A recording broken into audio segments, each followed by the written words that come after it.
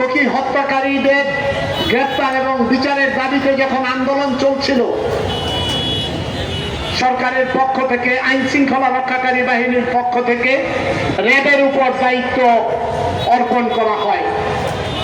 RAB দায়িত্বপ্রাপ্ত হয়ে 1 মাসের মধ্যেই ত্বকী হত্যাকারীদের চিহ্নিত করেছে এবং 11 জন অভিযুক্তকে অভিযুক্ত করে একটি খসড়া চার্জশিট অভিযোগপত্র দাখিল করে চূড়ান্ত করেছিল।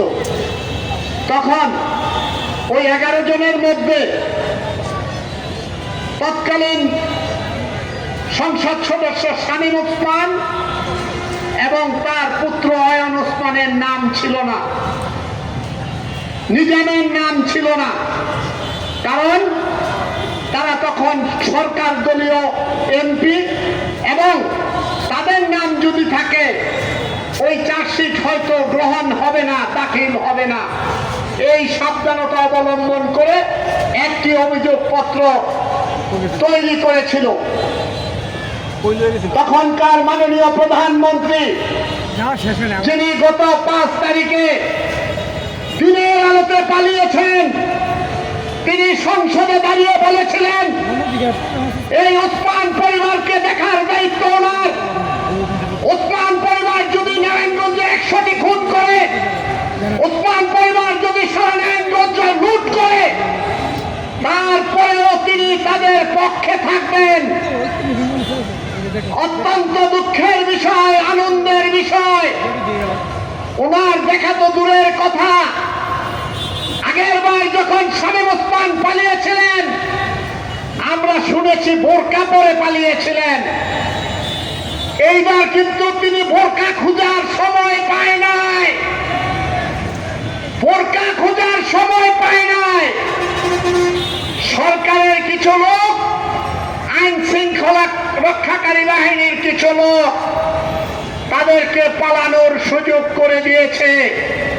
আমরা বিভিন্ন মাধ্যমে শুনি। প্রিয় ভাই ও বোনেরা, আমরা গত 11 বছর প্রতি মাসে প্রতি বছর আন্দোলন করেছি, বলেছি সরকারকে, বলেছি প্রধানমন্ত্রী, তৎকালীন প্রধানমন্ত্রীকে বলেছি আপনি এই হত্যাকারীদের আইনের আওতায় আনেন, তাদের বিচার করেন। আমরা এও বলেছি আপনার পতনের আন্দোলনও আমরা করেছি, করব। প্রিয় বন্ধুগণ, সরকারের কাছে এখন কিছু বলার নাই, কারণ তখনকার সরকার হত্যাকারীদের দায়িত্ব নিয়েছিল। আর এখন যারা অন্তর্বর্তীকালীন সরকার আছেন, আমরা আশা করব কোন হত্যাকারীদের তো দূরের কথা, কোন অপরাধীদেরকে আপনারা লালন করবেন না। আর যদি লালন করেন, কোন হত্যাকারীদের পক্ষে নেন, শেখ হাসিনার পরিণতির কথা ভুলে যাওয়ার কোনো কারণ নাই। কেউ যদি হত্যাকারীদেরকে বাঁচানোর চেষ্টা করে, যে সেই সরকারেই হোক, যেই হোক, তাদের বিরুদ্ধে আমরা আন্দোলন করব। প্রিয় ভাইরা আমার, ত্বকী হত্যাকারীদের বিচার এবং অভিযোগপত্র চূড়ান্ত করার দায়িত্ব এখন র্যাপিড অ্যাকশন ব্যাটালিয়নের, র্যাবের গোয়েন্দা সংস্থার লোকজনরা এখানে আছেন।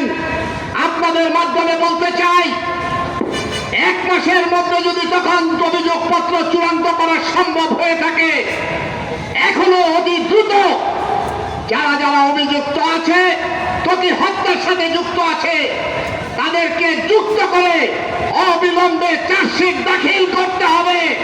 আপনারা মনে করেছেন প্রতি মাসে শুধু আলোক প্রজ্বলন আর কয়েকটা সমাবেশের মাধ্যমেই আমরা শান্ত হয়ে থাকব, আপনারা বোকার স্বর্গে বাস করবেন। আমরা শহীদ মিনারে শপথ নিয়েছি, ত্বকী হত্যাকারীদের বিচারের আওতায় না আসা পর্যন্ত আমাদের লড়াই অব্যাহত থাকবো, আমরা আন্দোলন চালিয়ে যাব। আপনাদেরকে বলতে চাই, এখন আপনারা স্বাধীনভাবে আছেন। ওই ত্বকী হত্যার সাথে শাহ নিজাম কতটুকু যুক্ত ছিল, অয়ন ওসমান কতটুকু যুক্ত ছিল, ওই আব্দুল ওসমান কতটুকু যুক্ত ছিল, ওই ভ্রমর সহ সীমান্ত আমান্ত তারা কতটুকু যুক্ত ছিল,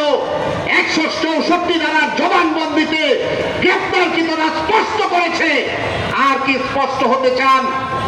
আর ওই স্বৈরাচারী শেখ হাসিনা, শেখ হাসিনা তো বলেইছেন, আমি জানি তোকে হত্যাকারী কারা, তোকে কিভাবে হত্যা করা হয়েছে ওই স্বৈরাচারী সরকার জানে।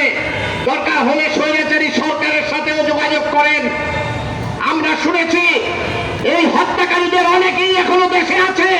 আমি প্রশ্ন রাখতে চাই, এই চিহ্নিত সন্ত্রাসীরা, এই হত্যাকারীরা এখনো কেন আইনের আওতায় আসছে না?